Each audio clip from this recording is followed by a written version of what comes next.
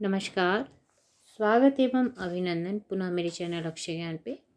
आज आपके समक्ष हमारा पर्यावरण कक्षा 6, 7, 8 की जो हमारी एक कॉमन बुक है, मतलब कक्षा 6 और 7, 8 में तीनों में एक ही पुस्तक लगती है। पाठ 12 है, ऊर्जा के स्रोत एवं सतत विकास के अभ्यास कार्य को लेकर उपस्थित हुई हूँ। हम इसमें अब सारे अभ्यास कार्य को देखेंगे। जैसा कि हम जानते हैं कि सूर्य के प्रकाश में, वायु में, जल में, जीवाश्म ईंधन में, भोज्य पदार्थों में व पेड़ पौधों आदि में ऊर्जा संचित रहती है। ऊर्जा ही हमारे जीवन की शक्ति है। इसलिए अत्यंत आवश्यक कि हम जानें कि ऊर्जा कहाँ से मिलती है, कैसे हम इसको सुरक्षित रखें, क्या ऊर्जा संरक्षण के उपाय कर सकते हैं। तो ये सब इस पाठ में दिया हुआ है। तो हम सबसे पहले इन के प्रश्नों में देखेंगे। नव्यकरणीय एवं अनव्यकरणीय ऊर्जा के स्रोत क्या हैं, उदाहरण देकर बताएं। तो नव्यकरणीय स्रोत जो हैं जिनसे पुनः नवीन होने की क्षमता हो, नव्यकरणीय स्रोत कहलाते हैं। जैसे सूर्य, पवन, जल, जैव आदि। अर्थात ऊर्जा के वे स्रोत जिनकी आपूर्ति प्राकृतिक क्रियाकलापों द्वारा आपके प्रकृति में निरंतर बनी रहती है तथा समाप्त नहीं होती है, नव्यकरणीय ऊर्जा स्रोत कहलाते हैं। जैसे जल, पवन, सूर्य आदि। अनव्यकरणीय स्रोत है ऊर्जा के वे स्रोत जिनका प्रयोग करने के बाद पुनः प्राप्त करना नहीं होता, यानी संभव नहीं होता। जैसे पेट्रोल, डीजल, प्राकृतिक गैस। मतलब अगर ये यूज़ हो गई हैं तो दोबारा ये मिलेंगी वापस नहीं है। ठीक है, तो ये अनव्यकरणीय स्रोत कहलाते हैं। दूसरा है जैव गैस से आप क्या समझते हैं। ग्रामीण क्षेत्रों में गोबर तथा कृषि अपशिष्ट सरलता से उपलब्ध होते हैं। कुछ समय पूर्व तक इन्हें सीधे जलाकर ऊर्जा प्राप्त की जाती थी, किंतु इससे वायु प्रदूषण होता था, ऊर्जा की हानि भी होती थी। अब इनके द्वारा उत्तम गैसीय ईंधन प्राप्त किया जाता है। इन्हें जैव गैस या बायोगैस भी कहते हैं। अगला, इको फ्रेंडली तकनीकी को उदाहरण सहित स्पष्ट कीजिए। पर्यावरण की सुरक्षा को ध्यान में रखकर तैयार की गई तकनीक को इको फ्रेंडली तकनीक कहते हैं। जैसे कारखानों की चिमनियों को धूम अवक्षेपक लगाकर, ईंट भट्टों की चिमनियों को ऊंचा कर बैटरी चालित वाहनों का प्रयोग करके कारखानों के आसपास पौधारोपण करना, ये इको फ्रेंडली तकनीकी में आता है। अगला प्रश्न है आपका, ऊर्जा संरक्षण के उपाय।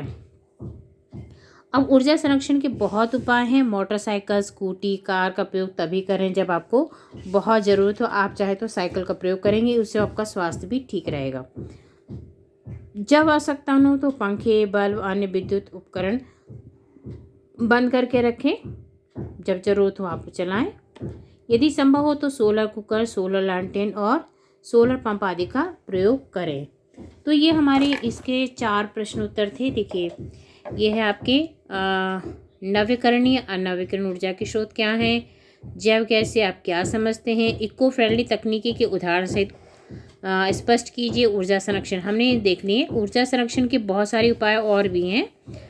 अब अगला प्रश्न है हमारा, सही विकल्प के सामने वृत्त को काला कीजिए। तो हम इसको वृत्त को काला करेंगे। जलाने पर पर्यावरण को सबसे कम प्रदूषित करने वाला ईंधन है एलपीजी, लकड़ी, कोयला, मिट्टी का तेल। तो आपको जो सही उत्तर होगा ये है आपका एलपीजी, है ना। ये इसको हमने काला कर दिया। ठीक है, ऐसे आपका ओएमआर सीट होती है, उसको इसी तरह से भरा जाता है। वाहनों को चलाने के लिए न्यूनतम प्रदूषण वाला ईंधन डीजल, सीएनजी, पेट्रोल, मिट्टी का तेल। तो वाहनों को चलाने के लिए सीएनजी।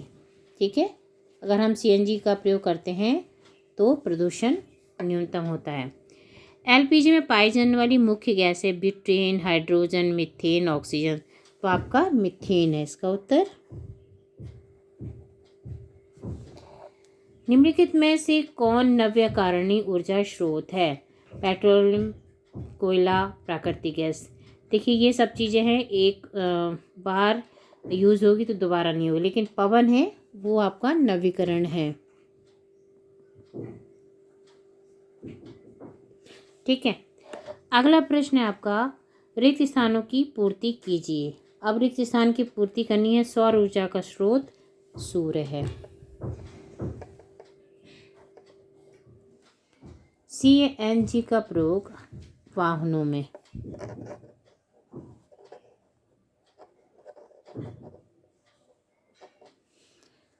LPG का प्रयोग रसोई में, ठीक है, रसोई में भोजन पकाने में, रसोई में भोजन पकाने में, ठीक है। अब है कमरा छोड़ते समय बिजली पंखा स्विच बंद कर देना चाहिए ना। तो ये आपका इतना था, ये हमारे पूरे प्रश्न। एक और बचा है इसमें से, निम्नलिखित में से ऊर्जा नवीकरण और अनवीकरण स्रोतों को छांटकर कीजिए। नवीकरण और अनवीकरण, जिन नवीकरण में जो यूज़ हो गए दोबारा नहीं हो सकते वो अनवीकरण कर। नवीकरण में जो आपका यूज़ हुआ है दोबारा भी प्रयोग कर सकते हैं। तो नवीकरण के जो उदाहरण हैं, इसके जो उदाहरण हैं, पवन हो गया और सूर्य, यानी पवन और सूर्य जो आपके हैं नवीकरण वाले हैं। तो नवीकरणीय, ठीक है। और बाकी जो है डीजल, पेट्रोल, बायोगैस, लकड़ी और कोयला, ये जो चारों हैं आपके, इसको हम एक करके गोला बना दे रहे हैं और अनवीकरण लिख देना, अनवीकरण, ठीक है। बस, तो इस तरह से ये हमारा जो पाठ है। अब इसमें ऊर्जा संरक्षण के उपाय थे। तो देखिए ऊर्जा संरक्षण के और कौन कौन से, देखिए और भी उपाय देख रहे हैं। भोजन बनाने से पहले दाल, चावल आदि भोज्य पदार्थों को समय तक भिगो कर रखना चाहिए। इससे ढककर रख देंगे तो ये जो है जब बनाते हैं तो गैस कम लगती है। सामान्य बिजली के बल्बों के स्थान पर CFL, ठीक है। आजकल सभी घर में CFL का उपयोग हो रहा है। आजकल सभी लोग बैटरी वाली स्कूटी भी खरीद रहे हैं, बैटरी वाले रिक्शा भी चल रहे हैं, बैटरी वाली स्कूटियाँ भी हैं। तो काफ़ी कुछ संभव है कि हम लोग अपने पर्यावरण को सुरक्षित रख रहे हैं। तो ये बहुत सारी चीज़ें हैं अपने ऊर्जा संरक्षण के लिए।